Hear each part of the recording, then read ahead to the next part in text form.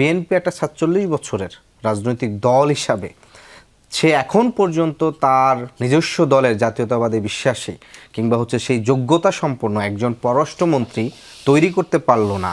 জুলাই গণ অভ্যুত্থানের ট্রফি নিয়ে নানান আলোচনা সংসদে শুনছি। স্থানীয় সরকার প্রতিমন্ত্রী স্পষ্ট করেছেন যে এই ট্রফির মালিক আসলে কার, এবং বাংলাদেশের যে বড় তিনটা অর্জন ৭১, ৯০ এবং ২৪ গণ অভ্যুত্থান, এই তিনটা ট্রফি বিএনপির ঘরে গেছে, এবং প্রমাণ হিসেবে তিনি বলছেন যে অন্তর্বর্তী সরকার প্রধানকে সে কারণে লন্ডনে যেতে হয়েছিল। আপনার কোনো মন্তব্য আছে কিনা?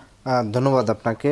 আমরা দেখেছি যে অন্তর্বর্তীকালীন সরকার গঠন হওয়ার পর থেকে যখন ঐক্যমত কমিশন কাজ শুরু করেছিল, তখন সরকারের পক্ষ থেকে আপনার টোটাল এই যে ঐক্যমত কমিশনে যা কিছু নিয়ে আলোচনা হচ্ছে সেটা বাস্তবায়ন প্রক্রিয়া কোন প্রক্রিয়ায় হবে, সেখানে প্রথম 6টা অপশন ছিল যে এটা কি গণভোটের মাধ্যমে হবে, এটা কি পরবর্তী শুধু সংসদ নির্বাচনের মাধ্যমে হবে, নাকি নির্বাচনের পূর্বে গণভোট, নির্বাচনকালীন গণভোট, নাকি এটি গণপরিষদ হবে, নাকি সংবিধান সভার পরিষদ হবে। এরকম 6টা অপশন কিন্তু আপনার রেখেছে। এরপরে আমরা দেখলাম ঐক্যমত কমিশনের সভাপতি এবং একই সাথে প্রধান উপদেষ্টা তিনি হচ্ছেন সম্ভবত 25 ডিসেম্বর বা এরকম একটা তারিখে তিনি হচ্ছে লন্ডন সফর করার পরে তিনি একটা যৌথ বিবৃতি আসলো, এবং সেটার পরে তিনি বললেন যে আপনারা আগামী নির্বাচনের আগে রাজনীতিবিদদের কাছ থেকে প্রতিশ্রুতি নেবেন যে তারা যেন যেই সংস্কারে প্রতিজ্ঞা করবে সেটা যেন বাস্তবায়ন করে। তাহলে একটা সংস্কার কমিশনের সভাপতি হিসাবে তিনি যখন মানে সংস্কার প্রক্রিয়া তখনও কিন্তু চলমান ছিল, মানে আমার মনে আছে ওই বৈঠকের পরের দিন আমি ঐক্যমত কমিশনে আমার দলের পক্ষ থেকে প্রতিনিধিত্ব করেছিলাম। আমি তখনই ওই দিনই অভিযোগটা করেছিলাম যে উনি ঐক্যমত কমিশনের সভাপতি হিসাবে যখন একই সময় আপনি 6টা অপশন দিয়ে রাখছেন যেটা নিয়ে আলোচনা হচ্ছে, আবার আপনি একই সাথে শুধুমাত্র বিএনপির যে প্রস্তাবটা ছিল যে শুধুমাত্র পরবর্তী সংসদের মাধ্যমে এই সংস্কারটা বাস্তবায়ন হবে আর কোনো মাধ্যম নাই, সেইটার প্রতি আপনি যখন এক ধরনের বক্তব্য দিয়ে আসেন, তখন এই ঐক্যমত কমিশনের আসলে আলোচনাটা চলমান রাখাটাই এটা কোনো কার্যকারিতায় থাকে না, এটা কোনো কার্যকরী। আমি এটা খুব স্পষ্ট আকারে সেখানে বলেছিলাম। এটা অনেকে বলেছিল যে ও খুব শাউট করে বলতেছে, মানে অন্যভাবে বলেছিল, এবং সেটাই কিন্তু ধারাবাহিকভাবে করছে। এবং আজকে প্রতিমন্ত্রী তিনি যেভাবে বলছেন যে নির্বাচনের তারিখ লন্ডন থেকে ঠিক করছেন এবং এটা ঠিক করা হয়েছে, তাহলে এইটা এই যে ধরেন মানে আপনি পুরো নির্বাচনের তারিখও তো আপনি হচ্ছে ওই মুহূর্তে যেইভাবে রিসিভ করা হয়েছে, মানে ঘোষণার একটা আনুমানিক ডেট দেওয়া হয়েছে যে ফেব্রুয়ারির মানে প্রথম সপ্তাহে করা হবে।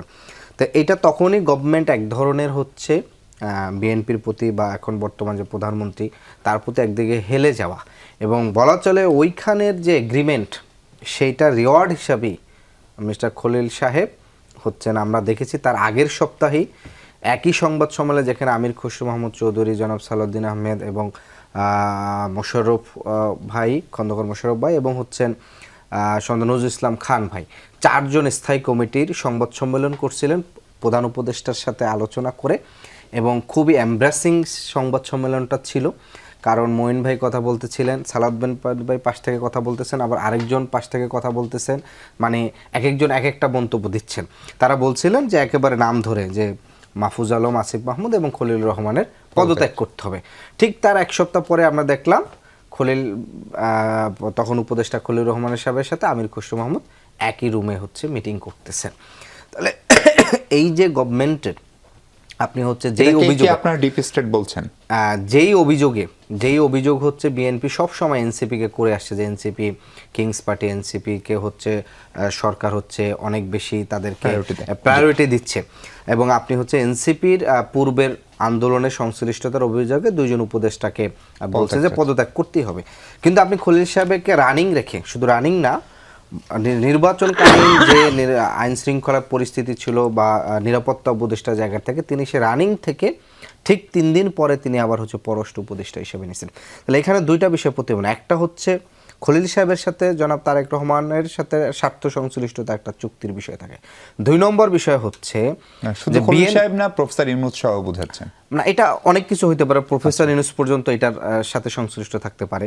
2 নম্বর ইস্যুটা হচ্ছে যে বিএনপি একটা ৪৭ বছরের রাজনৈতিক দল হিসাবে সে এখন পর্যন্ত তার নিজস্ব দলের জাতীয়তাবাদী বিশ্বাসী কিংবা হচ্ছে সেই যোগ্যতা সম্পন্ন একজন পররাষ্ট্রমন্ত্রী তৈরি করতে পারলো না, কিংবা হচ্ছে একজন ভালো অর্থমন্ত্রী অর্থ প্রতিমন্ত্রী বলেন তৈরি করতে পারলো না, তাকে হচ্ছে অন্য একটা লোককে হায়ার করতে হচ্ছে।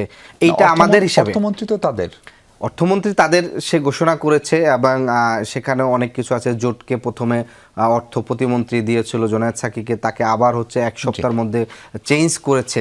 তো ফলে আমি যেটা বলছি যে সবচেয়ে বড় দল, সবচেয়ে এখন অভিজ্ঞতা 3টা ট্রফির দল, কিন্তু রাষ্ট্র পরিচালনার জন্য সবচেয়ে ইম্পর্টেন্ট যে বলা দরকার সে শিক্ষা প্রতিমন্ত্রীও তো দিয়ে রাখছে তার জোটের আরেকজনকে। তো ফলে এই জায়গাটা কিন্তু একটা প্রশ্ন চলে আসে।